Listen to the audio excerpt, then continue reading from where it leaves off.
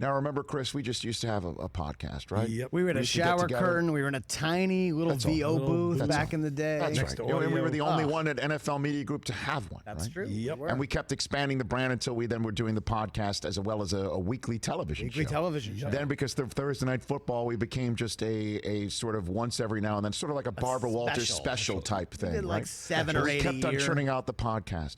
And who was the only one talking about the podcast internally and on the air on NFL Network? Well, you. That would be me. Yeah, Because yeah. my phrase is, if not me, who, and if not now, when? True. Had to sometimes twist the arms of people, say, can I mention it on the air? But I just decided to say, screw it, I keep doing it.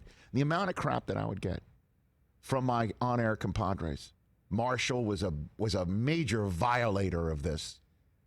Mooch, Kurt, on occasion, Michael Irvin would just chime in. He wasn't leading that charge of, do you have a podcast? Do you have a podcast? I didn't know you had a podcast, even though they fully knew I had a podcast. He piled on, though. Now who's got a podcast? Hey. The Michael Irvin Podcast, launching this week. Michael Irvin, podcaster extraordinaire on the Rich Eisen Show. How are you, Irv? Rich, how are you, man? Rich, that was great, Rich. You know, and since I do have a podcast and getting into business, that right there, yes, it's just a great way, you know. When I was shooting it, and Stephen A, he gave me something right in the midst of it. Yes. You know, about the business of hosting. Yes. You see, Yes. you see that talented gift of what you just did. You brought yesterday in and placed it on today, and you used it in a way that we drew the audience back to where we used to be. And as we pray, that's just brilliant stuff, buddy. Irv, I appreciate that, but and that's why I'm getting into business, Rich. I'm learning, so now I want to apply. Well, so here's the thing, Michael, is because there may be an I in Rich and Eisen in the same way that there are two I's in Irvin, and you can't spell Michael without me. I am still a team player. Had you told me that Stephen A was your first guest, I would have worked that into game day morning yesterday, first hour, when Stephen A tweeted at you and we put the tweet on. Like I would have put it all together. I would have made that not only quality content for our show, but also a not so passive aggressive promotion for your podcast. I'm here for you, Mike. Just feed me the information. Help me help you.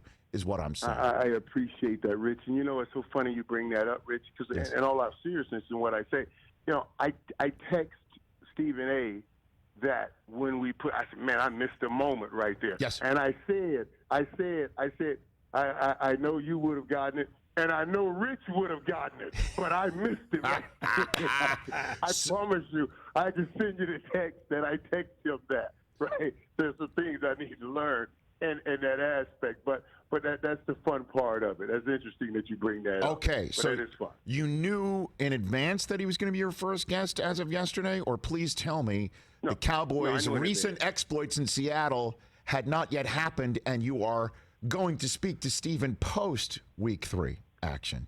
No. Actually, no. I wanted all of that in there.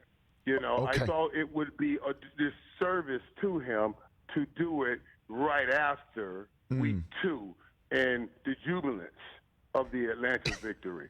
So we wanted to give some semblance to it. So we waited to after the game yesterday, and that's a good call.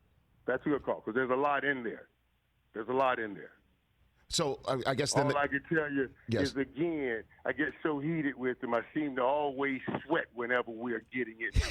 And I was sitting here saying to myself, Rich, looking at my shirt, why am I sweating like this? You know, why am I sweating? But yeah, we talk about it pretty heavy. the host of the Michael Irvin podcast launching this very Thursday, October 1st. Michael Irvin here on the Rich Eisen Show. First guest, Stephen A. Smith. So I guess it's only fitting, potentially, for me to start my interview with you post Week 3, Dallas at Seattle, with this very question. How about them Cowboys? Hey, Rich, and Yes. and yeah, I'm in a good place. You In are? a good place. Okay, what's I'm that in a good good place? place. Okay, what's the good place? Explain to me the good place.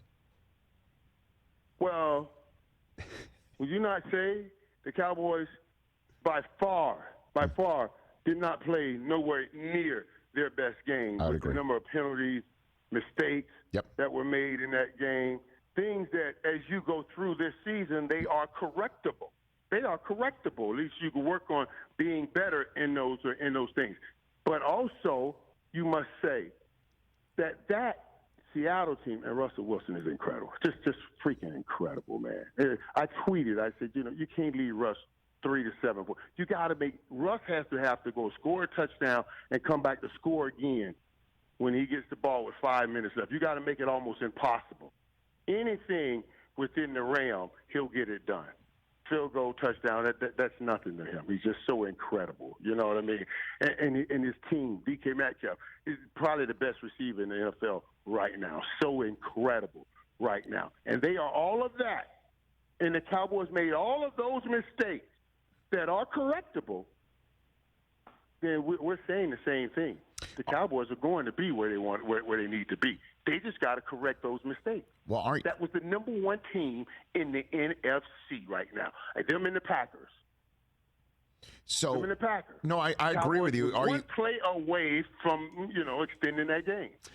I'm just winning it. No, I know, and Russell's been an equal opportunity destroyer, no doubt about it. But my question for you, Irv, is: are you not concerned about the back end of this defense at all? Oh, absolutely, absolutely. But I knew that was that. We knew that was that. The back end is real bad. The back end is bad. So how is that corrected? And that's why even when they were talking Earl, Earl's a difference maker, I believe, in that sense. Even though people say, well, he's not the same, physical dude.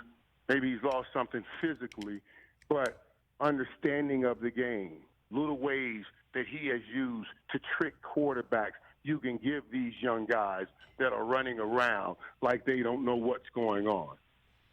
That knowledge is what I was hoping that they would get. So you think they should? That's why I thought Earl was.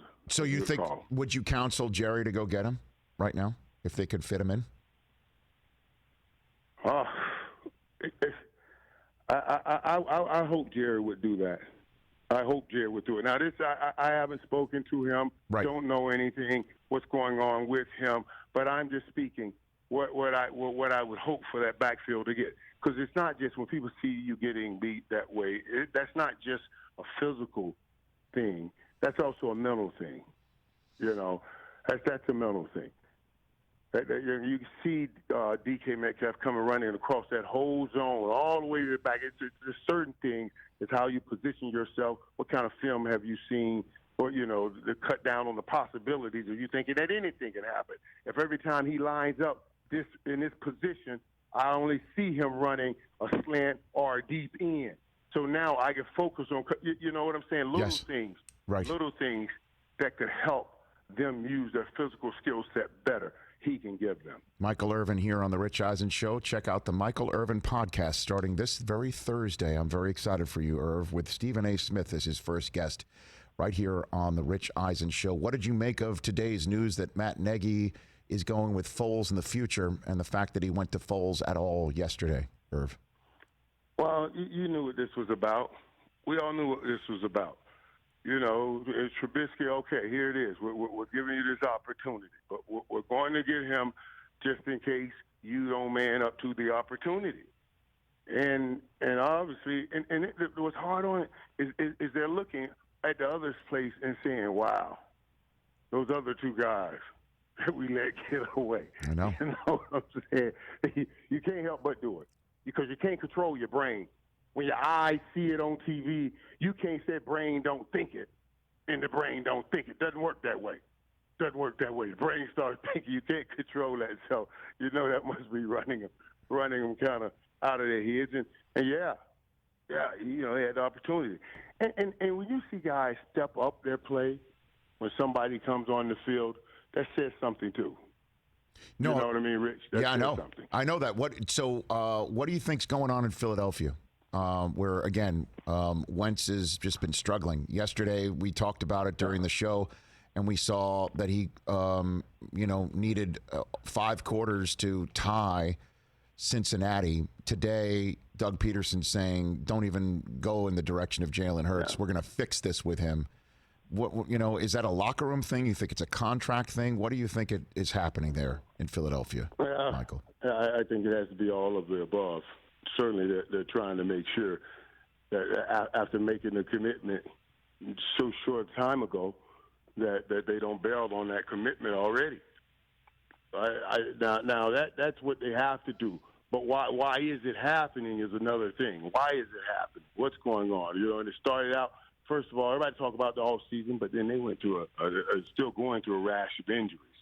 So how do you even say we're going to move on from this kid in the midst of all of this? That could be something. So yeah, I understand what they're doing. But now if something happens, I don't know, you get a thumbnail or take a bad hit, God forbid, and get a concussion, and then Jalen Hurts goes in a game and he tears it up, then the problem really starts. Right now, they can control the problem, but if it's an unfortunate situation, it could expose something a real issue. Like what? Well, if Jalen Hurts, if something happens to Carson Wentz, right, who unfortunately has gotten hurt before, and they have to play Jalen Hurts, and Jalen Hurts goes in and he plays well, and he turns it around. Now they can't just say it's not Carson Wentz. They would have to address that. You see what I'm saying? Well, I guess then why draft somebody at all? And then if what could happen to Carson Wentz's ineffectiveness and your season's going down the tubes, but also, I guess on the back end, they're really only half game behind your Dallas Cowboys. So, and that's the kicker. It's okay to be stressed, but don't panic, because right now, and that's what I try to tell everybody, the object is not to go undefeated, it's to get in the playoffs. And so you have time coming off that off season to get it right. If you are the Eagles or if you are the Cowboys right now, honestly, you're trying to fight to beat the East. You beat the East, you get in the playoffs, and right now that's why they're not going crazy. Now, if the Cowboys were 3-0 and they were going through this, or the Giants were 3-0 and they were going through that, they'll be pressed. They would be pressed, Rich, to try to think about doing stuff now, Few minutes left here with Michael Irvin on the Rich Eisen Show. Michael, I've been working with you for so long. I kind of know what you're thinking before you're thinking it, and I know what you're saying without trying to say it. So yesterday, you didn't dig a hole for Drew Brees, and you didn't bury him, but it sure seemed like you were reaching for the shovel in yesterday's game day morning. I wonder what you thought of his performance on Sunday Night Football, and if you're going to reach for the shovel to start digging a hole for Drew Brees. Michael. Listen, I didn't reach for a shovel. I think you did. I think you did. I didn't know. No, I brought up the realities of what we saw, what everybody saw, and I know that was a game, his first game without Michael Thomas and everything, but it showed what makes this offense go. And they used that short passing game to like a run game also. Look at yesterday. Where did all those passes go? They went to the running back. Come on, it's still a short passing game. It's you know what I'm saying? I looked up what tripped me out when I would look up and Taysom Hill getting some runs. I said, okay, how much they're putting him in the game? Are they getting him in the game to get the ball down the field? I'm just saying. But that was a great game last night. Now. I was. I agree. Game. That was a great game. So, that was a great game. So where do you stand on Brees? I know that, again, your stance is... What we always want to see, this is what it is, Rich. This is what it is. Mm-hmm. We want to always... It's okay to love heroes and think and be inspired by them, but the growth of them also, like are the different places they go to. Peyton Manning threw the ball all over the field, but in the end, he won with what we know gave him the ability to throw the ball all over the field, which was his mind, because he couldn't throw the ball all over the field anymore. So it's great. Drew Brees was able to throw the ball all over the field. But maybe some of the physical aspects aren't there, so we can admire the other greatness in him is his mind. Peyton won his last year. He didn't throw it all over. He just didn't put them in bad plays. And right now, since Drew is in a position to make plays to win, some of that is being exposed. Are you calling him a game manager, Michael? Is that what you just did? Did you Oh. just? Did you just Wrong with it. Ain't that wrong? Whoa. Hey, but on the other side, listen, yes. that Aaron Rodgers, hey, was I the only one that bought into Aaron Rodgers? Well, when we're talking about preseason, is that what you're saying? Well, yes, Kurt knocked the Packers out of the playoffs, and no. Yesterday, Mooch was lone wolf in the Saints yesterday, but in terms of the season, in terms of the NFC North, I think you did, and I would love to take that back. I would love to have my mulligan. I would even give up my Super Bowl mulligan for Thanksgiving show that we do every year. I would give up that mulligan to put the Packers in the NFC North right now from our preseason show. If I'd be allowed to use my mulligan now, I'd do that right now and just rip the knob off. I missed it. Would you say that's the one? Who'd you have in the North? I had the Vikings. Oh, the Vikings. Okay. Okay. The Vikings. Yeah, the Vikings. Oh, yeah. That was a bad one. Oh, my gosh. No, Rodgers looks amazing. Before I let you go, Irv, you are lone wolfing the Chiefs tonight. I gave you the floor on what you think happens on Monday night and why you like the Chiefs to win this game. And I find it so amazing that I am lone wolfing the Chiefs. You are? When he's never beat Patrick Mahomes. You know what I'm saying? Because Patrick can beat you and like the old candy. Like the old candy that I grew up and I love. That candy that now and later, you got a backpack on my bite, eat some now eat some later. Patrick Mahomes can beat you now or he can beat you later. He can beat you early in the game by throwing the ball all over the field, or he can come back and beat you later, even if you go up some points. We don't know how great those moments Lamar Jackson is. So I'm going to take two moments. And I know in this great moment, I'm talking about coming from behind for Lamar Jackson, when you take his running out and it's all air raid, you take that out, how impactful he can be. But now I'm gonna tell you right now, I'm gonna take this moment to see the greatness in Patrick Mahomes now that everybody is picked against him. The man just got $500 million. He was supposed to be loved. Everybody supposed to, Patrick Mahomes, and now here comes Lamar Jackson, and everybody wants to pick against this man. I say he will reach down inside himself and show you that I am still the quarterback, the face, not of this franchise in Kansas City, but the three letters called NFL. That's what we're about to see tonight. Round of applause for Michael Irvin, everybody. Irv, that's the sort of stuff that you're going to get. That's the sort of stuff you're going to get in the Michael Irvin podcast. Hey, and congrats on the U crushing it this weekend over Florida State. They just smoked it. Oh, my God. Yeah, we finally got a quarterback, man. And that kid's playing well, man. It's good to see him, just get that feeling of winning again. We just got to try to hold on to it. Okay. Irv, why did they call it now and later? Is it because you could have it now or later because it was such a hard candy that it didn't matter, that there's no such thing as freshness, you can have it now or later, or because it was such a hard candy you could eat it now and half of it would stick to your teeth so you could pluck it out and eat it later? Is that what they call it, an hour later? Is that why do they call it now? That's a very good analysis right there, Richard. I don't know. Simple now and later. I just thought because they had a few single wrap candies in a wrapping. Yes. They were not they were all singularly wrapped. Yes. So you can have some now, keep it in your pocket, have some later. And then when you talk about the bully Chuck, that you want teams to become the bully in the NFL, and you tell this story on game day morning, Chuck was the bully who took your now and laters from you, correct? Back in the day? Chuck was the bully who we tried to bribe with the now and later. Not to bully up. See what I'm saying? So, okay. Yeah. I want to get Chuck that straight. Love now and later. Okay. Is he right? Is Chuck the second guest on your podcast? You're going to get? You're going to get Chuck on? No, but that's interesting. I should get Chuck on the podcast. I'll do it anytime, Irv. You know that. You've been great to me. I'll do it anytime. If you ever need a guest, I'll be there for you.